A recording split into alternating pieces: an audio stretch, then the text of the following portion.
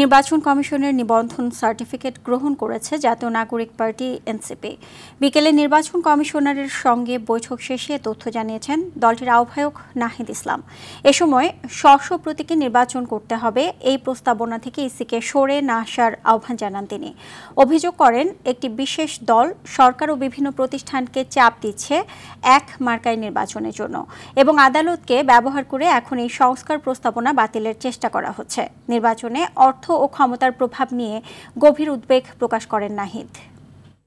প্রত্যেকটা দল তাদের স্ব প্রতীকে নির্বাচনে অংশগ্রহণ করতে হবে। সরকারকে এবং নির্বাচন কমিশনকে এবং বিভিন্ন প্রতিষ্ঠানকে চাপ প্রয়োগ করা হয়েছে একটি দলের পক্ষ থেকে যাতে এই আইনটি, এই সংস্কার প্রস্তাবনাটি বাতিল করা হয়। ডিসি, এসপি তাদের বদলি হচ্ছে, সেই বিষয়ে যাতে নির্বাচন কমিশন খেয়াল রাখে। সেখানে রাজনৈতিক প্রভাব আছে বলে আমরা মনে করছি।